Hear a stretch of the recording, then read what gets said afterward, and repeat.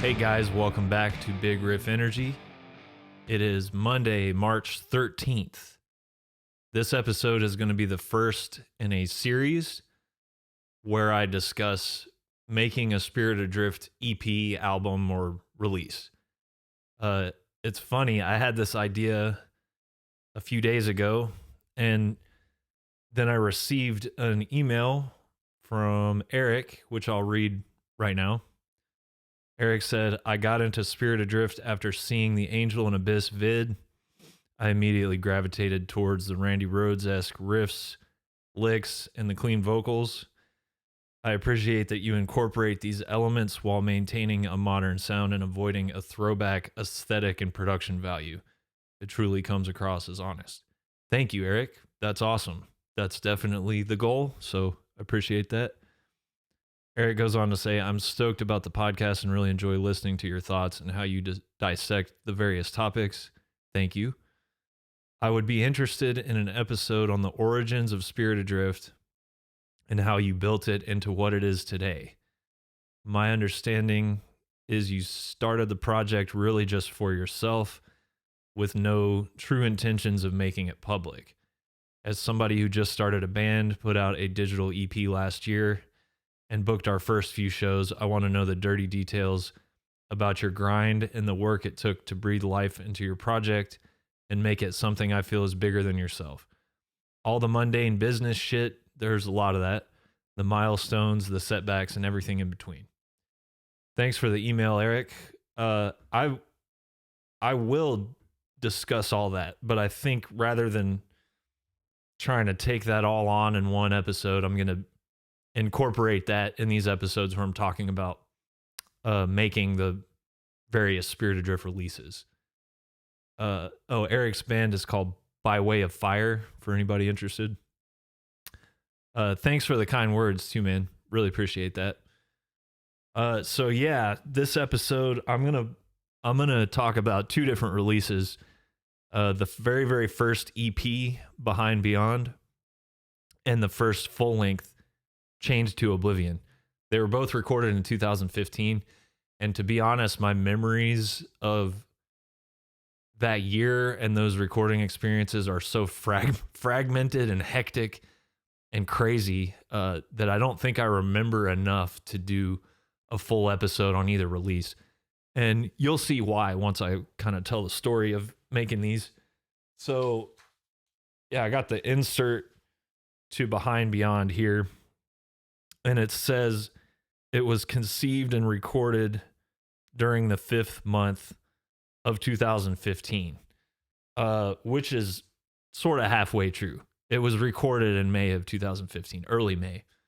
I guess it would have been probably March 7th or 8th that I got out of detox. And the primary memories that I have of that point in time is that that first week or two out, my wife and I were staying at a different place than where we normally stayed.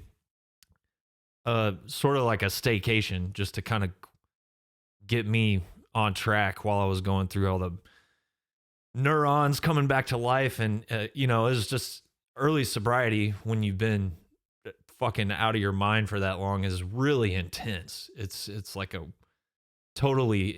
was something I had never experienced before, mentally, emotionally, and was just kind of trying to get my mind right. And I remember running a lot, like out in this neighborhood we were at. And I was listening, when I would run, I was listening to Bolt Thrower, The Fourth Crusade. And I don't really know how to pronounce this. It's either Sweven or Sweven by Morbus Krone from Sweden, which had just come out around that time. That's my primary memory of March and April 2015 is just running a lot and listening to those. I do know at some point in March, I picked up an acoustic guitar and I played the first Spirit Adrift song, which is called Spectre of Ruin. It's the first track on the first EP. And I had a whole song instantly Getting sober for me, I've described it this way many times. It was like a dam had been built in my mind and in my soul that was blocking the flow of everything, the flow of emotions, the flow of creativity. And instantly, when I got sober, it's like the dam broke. So I was flooded with new perceptions of reality, new emotions. My nervous system felt like it was being electrocuted, not in a bad way necessarily, but I don't know if it's a good way either. It was just really, really intense. And yeah, immediately upon getting sober, I had that first Spirit Adrift song, Spectre of Ruin. And I think within that same week or within the next couple of weeks, I had track 2, which is called Perpetual Passage. And those songs became the first Spirit Adrift EP. It's important to realize that I had no intention or no plan whatsoever at that point. I just had songs and music that it felt like it had been trapped inside me, unable to get out because of the state that I had put myself in up to that point. My friend Tim, who I went to visit in Arkansas just before getting sober, we played in a band together back in the day, and he was the vocalist and lyricist. And when I was in Arkansas in February of 2015, he showed me a lyric booklet that he had. And he wasn't playing in a band at the time or anything, so he just had all these words. It was, I don't want to call it poetry because we are not poetry guys at all. Although we did both read a lot of Bukowski back in the day, but no, he had some cool lyrics and words, and I wanted to use them because I felt like Tim was an integral part of this whole transformation that I was going through. So we started chatting and talking. I can't remember if he sent me pictures of the notebook or something, but I repurposed some of his lyrics for that song Perpetual Passage. Added some of my own, obviously. And then Spectre of Ruin was just pure stream of consciousness, what I was feeling at the time. I remember demoing these songs at some point at home. Again, I just wanted to record them so that I had them. I really enjoyed the direction of this music that was coming out of me. I felt like it channeled everything from my childhood that I liked, Black Sabbath and even some old Metallica and stuff like that. And it's sort of channeled the Arkansas stuff that I cut my teeth playing in bands and learning how to do that whole thing. Dead Bird, Pallbearer, Wake with an R, great band from Little Rock called Sea Hag. There were a ton of really good bands in Arkansas when I was living there. And I felt like that was all kind of represented. And I felt like the intense emotions and new feelings that were taking place inside of my mind and body, those were represented in these songs. So I wanted to get them down. And I knew my way around Pro Tools and that sort of thing. So I demoed the riffs. And then it was just such a natural experience with these songs. At some point, I took my laptop down to the practice space where the other band I was in at the time, a band called Take Over and Destroy, where we would practice. I took the laptop down there. I think maybe I had programmed drums or electronic drums or something on the songs, or maybe it was just the guitar and bass. But I remember standing in front of a microphone trying to figure out what kind of vocals were going to go on these songs. I had lyrics at this point. And I think at the time I was really into Yob. Part of the reason why I'm wearing the shirt. Listened to a lot of Pallbearer and Warning. but also listening to a lot of this band Loss from Nashville, funeral doom band with really, really harsh vocals. And I think at first I tried to sing like that, really guttural, brutal stuff, and it wasn't working. So then I sort of went with a more clean, operatic, melodic vocal, and that worked. I could tell that I was onto something with that.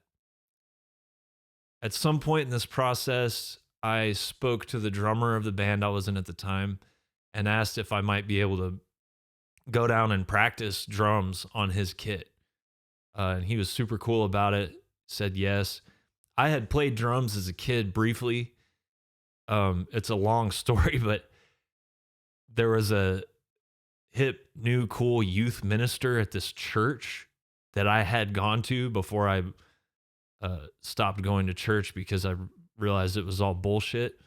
But for whatever reason, even though I was no longer really going to this church, this guy at some point gave me a key to the church basement where there was a drum kit set up, and I would go, and the unspoken deal was that I would play drums for this church band out at like little festivals in town and stuff, but then I would have access to this drum kit. So I would, at this point, I was never a Christian in my life. But at this point, I was really actively, against organized religion and Christianity and stuff like that.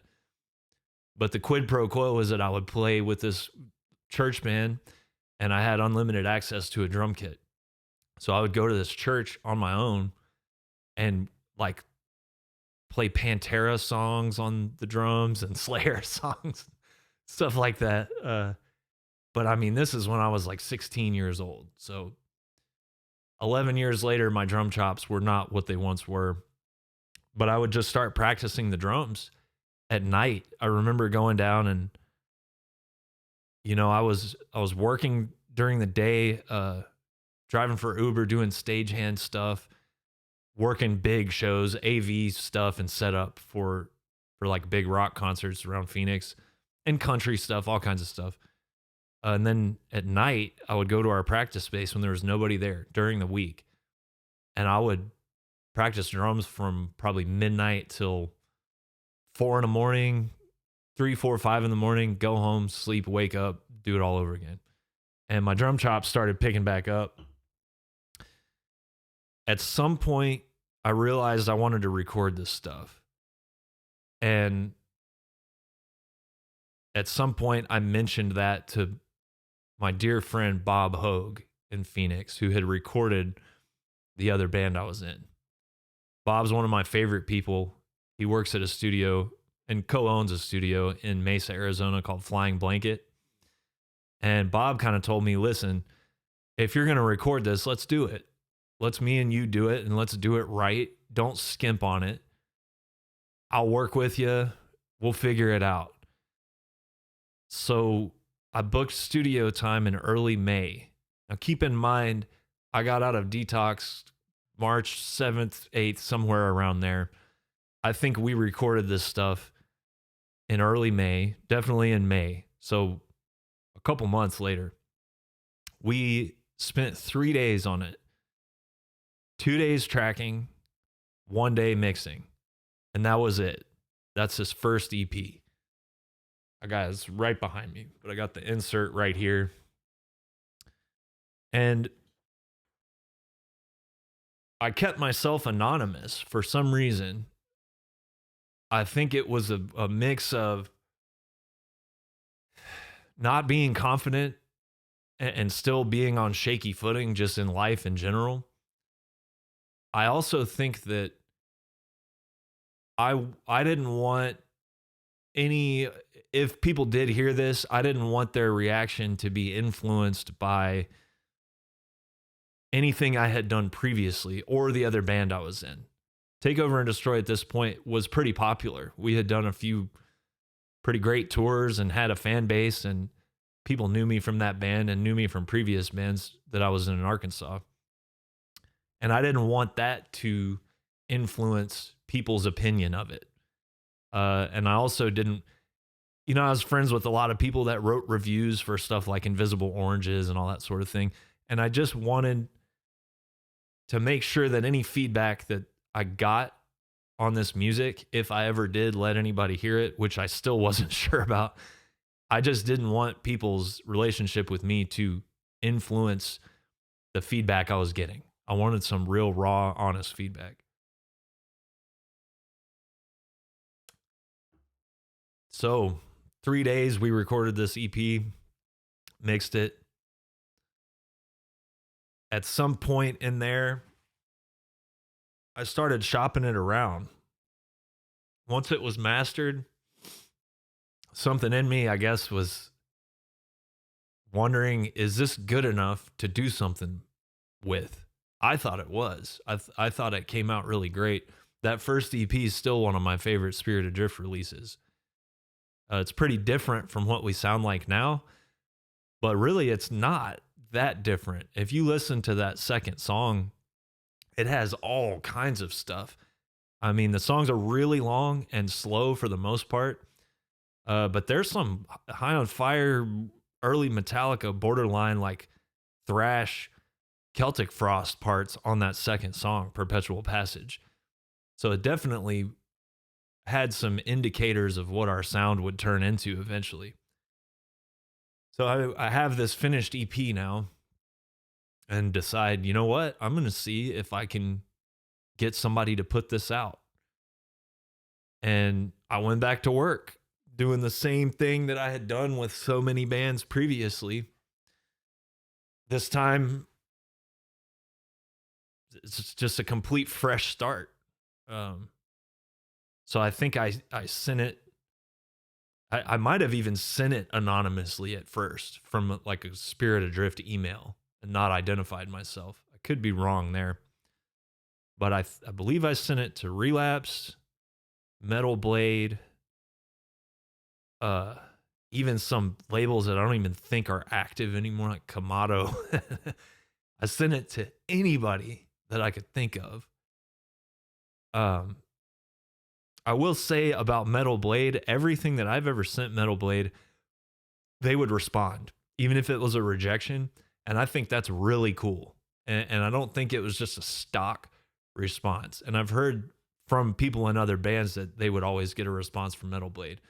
I think that's really cool, man, to take that effort and to care enough even to tell somebody no. Metal Blade passed on it. If I sent it to Relapse, I can't remember if I did, but I bet I did because I was pretty good friends with a few people over there at this point. I think they passed on it. Season of Mist was interested. And the way things worked out is I heard from another dear friend of mine who's become one of my favorite people I've ever worked with, Steve Joe. He reached out to me. He had just left Century Media and he was at another label and he had his own label, War Crime. And Steve got in touch with me. He was also interested in Take Over and Destroy at the time. So although I was kind of leaning Season of Mist for Spirit Adrift, I thought that would be a better fit.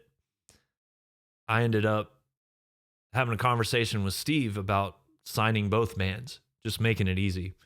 There's a lot of record contracts, they'll want some exclusivity as far as members not playing in other bands that sound too similar to the project that they signed or whatever. I don't think that was the case with the deal he was proposing, but just to make things simple and easy and straightforward, started working with Steve. At that point, we started discussing a Spirit Adrift full length. So here we go again. I had looked at this project as a way to sort of get out of certain parts of playing music and making music and touring that had really began to wear me down from previous projects. That's a big reason that I played everything and wrote everything and kept it a solo thing in the beginning, is I had really gotten disenchanted and jaded with making music and admittedly working with other people.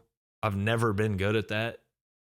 And, originally I was going to have someone else play drums on this early Spirit Adrift stuff. And my first choice was Matt from Gatecreeper. He was my favorite drummer at the time, still one of my favorite drummers. And Matt would have done it too. We talked about it briefly, but at some point I was like, you know what? Let me see if I can do this. It was also sort of a challenge to myself to see if I would be able to do something like that. I was such a big fan of guys like Chris Black from Dawnbringer. He's in High Spirits now. And Chris Ulsh, TJ from Inner Arma, Jeff from Wake, Chuck from Deadbird. These guys that could play any instrument as good as the other. Jimmy Bauer, he was a huge inspiration to me growing up. So I wanted to see if I could do that. I wanted to see if I could make music completely by myself. So I did. But at this point, now that I've worked out a record deal off of this EP, there was this sense of shit. Right when I'm trying to get out, they drag me back in. So here I am, sitting down and intentionally writing songs, which had not been a part of this in the beginning. It had just been a completely spontaneous, almost accidental feeling thing. But I remember sitting down, I had probably already written some of the songs that ended up on Chained to Oblivion before we even recorded this EP. Again, my memory of this time is so scattered and fractured, it's hard to even know. I do know, I have some dates here. I worked a Beach Boys show at Cliff Castle Casino in Camp Verde, Arizona on June 27th, 2015. And by that time, I definitely had some songs written for the first full length. In October of 2015, October 16th, 2015, I played my first show with Gatecreeper, Southwest Terror Fest in Tucson. What I remember about that show is I was in the studio recording the first Spirit Adrift full length all day, drove to Tucson, played that show, drove back to Phoenix, went back to the studio. And Bob Hogue and I were up for 30-something hours those 2 days, because when I left to go play the show, he was mixing and working on the record the whole time I was gone. And then when I went back, we kept tracking because we were on such a time crunch. He had another session booked, and that first Spirit Adrift full length took way longer than we anticipated. I still think that first record is the most layered, dense, complex in a lot of different ways out of all of the Spirit Adrift releases. And keep in mind, I was playing drums, bass, all the guitar, all the vocals. Bob added some extra percussion. We did some like tribal Sepultura kind of drums and stuff like that. Bob added some super high vocal harmonies, I believe. But it was really challenging, really challenging. That's one of the hardest I've ever pushed myself recording experiences I've ever had to this day. At this point, Walter from Roadburn Festival reached out to me and asked if I had a band.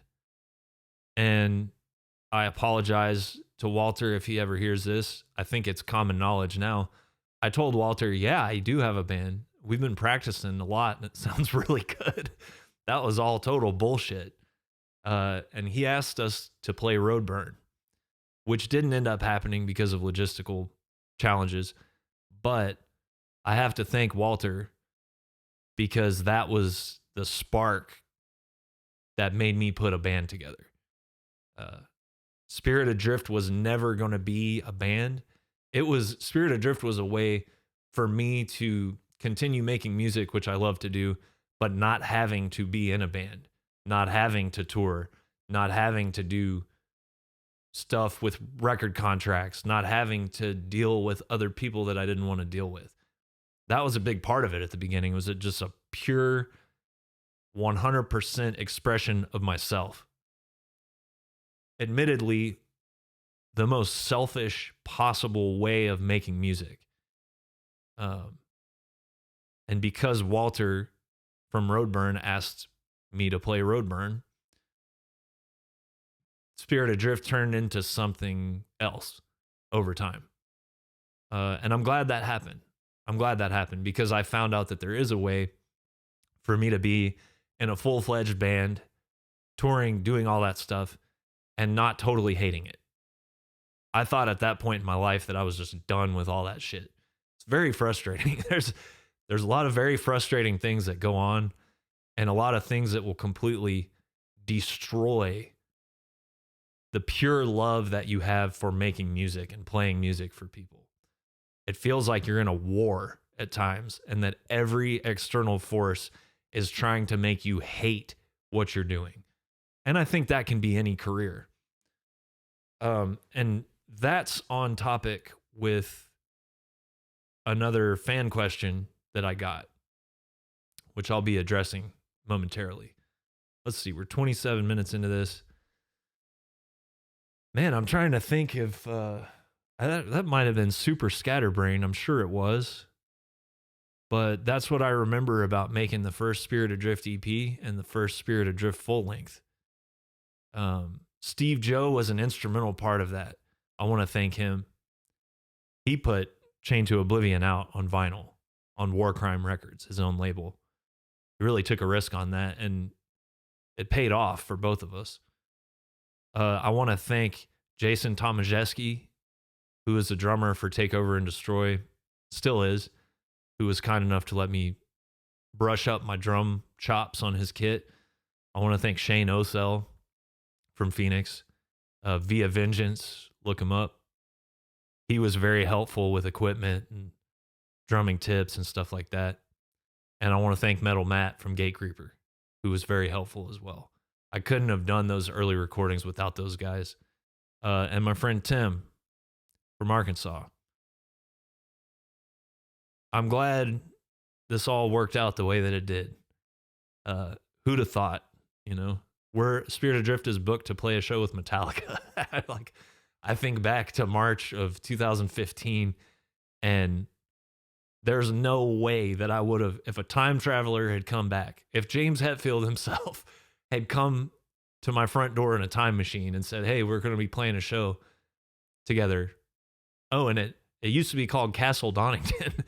I just wouldn't have believed it, man. I wouldn't have believed it. So I feel very grateful. Now, we got another fan question, or I don't even know if it's a question. Steven reached out to me on Instagram.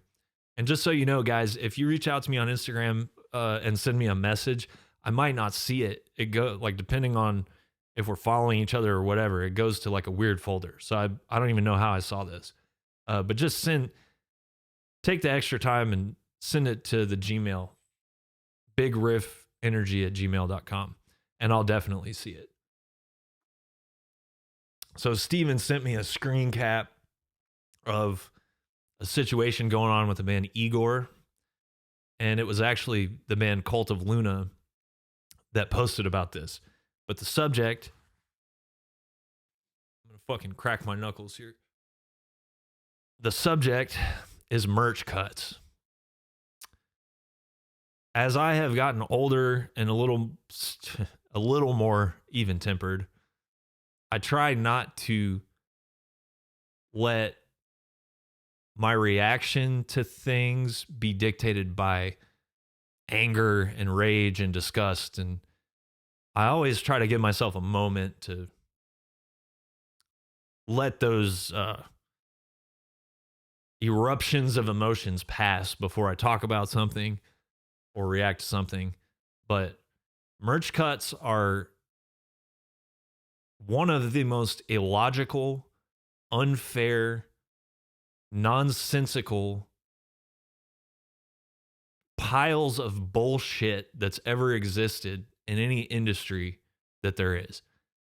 I cannot tolerate things that don't make sense, things that are illogical, right? The number one thing that I can't tolerate are things that are unfair and predicated on absolute nonsense, that are not based in fairness or justice at all. For those, I think people are becoming a lot more aware of what a merch cut is. For those of you who aren't aware, bands go on tour. Basically, the only way a band makes money these days is selling merch on tour. And certain promoters and certain venues, and it tends to be the more corporate ones, but it's not always the more corporate ones, which is even more disgusting when it's a fucking independent promoter doing this. They have a thing called a merch cut where they don't do anything. And when you're done selling merch at the end of the night, whatever money you made, they take a percentage of it for no reason. And that can be 10%, that can be 15%, 20%. I've seen 25. I think Igor was talking about 25 and that the O2 wouldn't even negotiate with them on that. So they didn't sell merch. And a lot more bands are doing that now. They just won't sell merch, or they'll direct you to their online store. Or, you know, if you're a real G, you just sell it out of your trailer or out of your van or whatever. I look at this a few different ways. Somebody explained it to me this way. Agents that work for bands are putting a tour together, right? And they have different promoters in different markets that they work with. And they'll put the word out, you know, we got so-and-so, we got Spirit Adrift going on tour this time. What can you do for us? And then offers are made. And somebody explained to me that a merch cut is a way for promoters to outbid other promoters. So they offer you a higher guarantee. Let's say your guarantee, this has nothing to do with us, but I'll just pull a number out. $5,000. Let's say your band's guarantee is $5,000 to show up and play a show. But the promoters in that area are like, let me see if I can outbid these other guys and offer them $6,000, right? $7,000, whatever. So obviously, boom, that's our guy. Let's work with this promoter.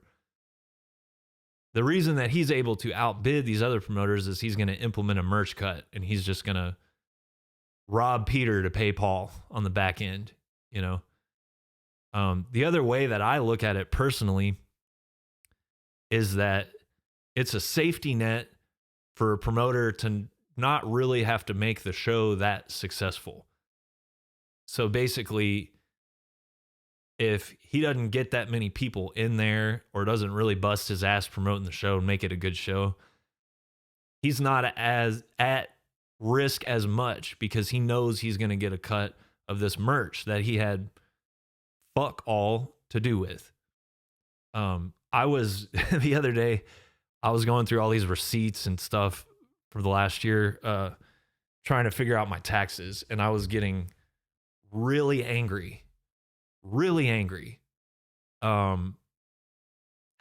felt like I was doing fucking homework again, growing up, you know, and spending precious time basically taking a pop quiz that the government's giving me, which they already know the answer to, but they'll throw me in jail if I get the answer wrong, right? And merch cuts, I have the same icky feeling about that. But it's worse. It's worse because it literally makes no sense and there's no logic to it at all. These promoters are taking your money. Did they ever write a riff? No. Did they ever write a song? That's why these people are showing up to the show, right? They're not really showing up because they're a fan of the promoter. They're showing up because they want to hear these songs and see this band. Did you ever put in hours practicing your instrument? Did you ever drive a van? Me and Sonny on the last tour, drove the van 16,000 miles in 3 weeks. Have these promoters ever loaded and unloaded a trailer 30 fucking times in a row? You know, get 3 hours of sleep on a floor and drive 7 hours the next day, only to have some piece of shit take 20% of your merch, right? It doesn't make any fucking sense. It makes no sense. The bands are the reason that people are showing up. If you're using that kind of logic, okay, you didn't do any of that. You also aren't selling the merch. More often than not, you're also not counting in the merch and counting it out, so you don't actually know what the band even sold. You didn't spend the time or the money to commission the merch designs. You didn't spend the time or the money to have the merch printed. But you're getting a cut. I would fucking love for my first guest to be a promoter that could come in here and defend merch cuts. That's an open invitation to any promoter in the world to come in here and defend merch cuts. I promise I won't physically attack you. You can come in here and plead your case, but that's not ever going to happen. By that logic or complete lack of logic, the bands should get a cut of everything too. The bands should get a cut of the bar. That's actually more logical than a merch cut because the crowd is there because of the band. So it would make sense to give the band 20% of the bar, right? Never going to happen. Abolish merch cuts now. I've never seen a person find out what a merch cut is and react with anything other than complete and utter fucking disgust. Because as human beings, we can recognize in our gut when something is totally unjust and unfair and complete. It's a relic of a music industry that no longer exists. And it's completely detrimental to touring, people that make their living touring. It's a fucking vibe killer. You know, the last thing that you want to do at the end of the night is go get paid. And any decent human being that's a promoter, and I've experienced this with a lot of people, the first thing they say is, man, I'm really sorry, but if you're really sorry, don't fucking do it. If you were actually sorry, don't take a merch cut. No band on the face of the earth, unless you're counting them in and out and they have a really, real-time inventory going on, they're not going to tell you the truth. There's not a single fucking band in the world that if you're trusting them to tell you how much merch that they sold, that you're getting an accurate number. It's a completely pointless, meaningless exercise in fucking horseshit. And nobody wants to do it, so let's not do it. Let's stop doing it. Even bands that do have an app keeping track of their merch inventory, there's all kind of ways to cook those numbers.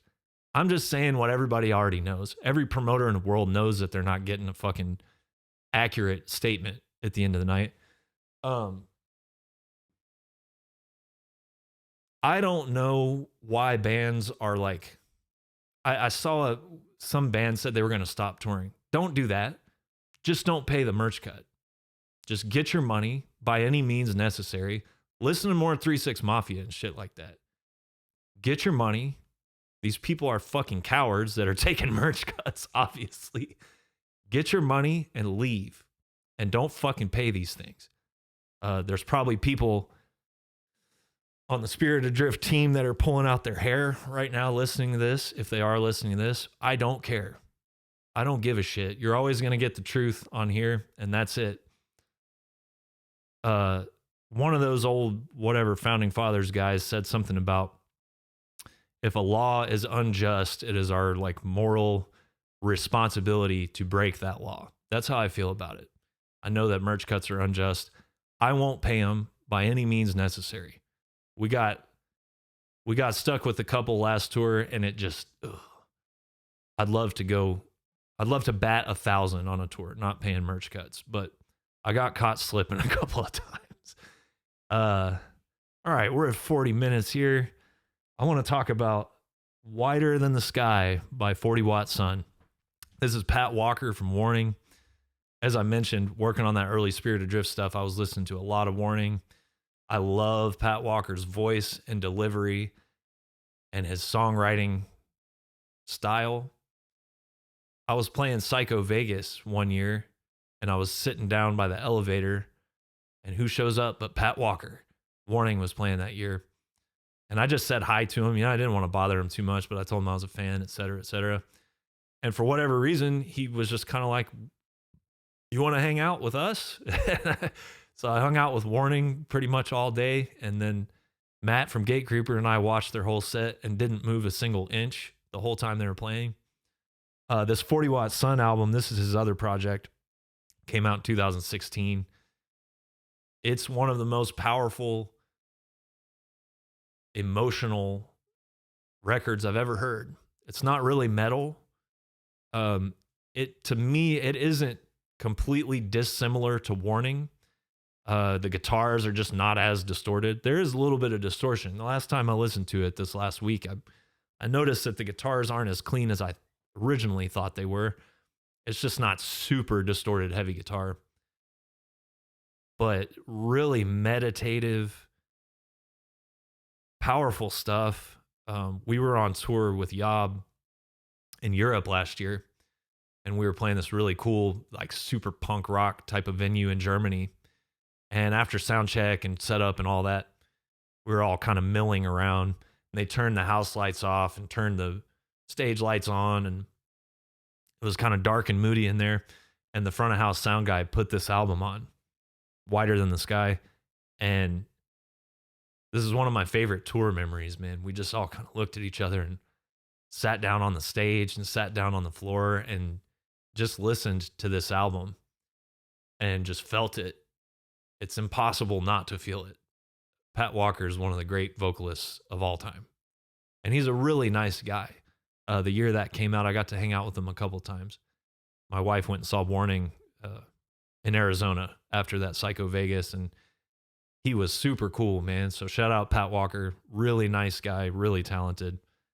I was reading the liner notes of this too, and it said it was recorded with 100% sustainable energy. I thought that's really cool. That's the first time I've ever seen that in a record. Huge inspiration on early Spirit Adrift. Not this record, but Pat's other records. I definitely can't separate Warning, 40 Watt Sun, and Pat Walker with the early Spirit Adrift material. So there it is. That's my thoughts on making the early Spirit Adrift stuff. I'm going to space these out. I don't think I want to do all of them in a row. But the next one that'll come up is Curse of Conception. And that's a cool story. I like that one. So that's it. Like, comment, do all that shit. Share this with somebody you think might enjoy it.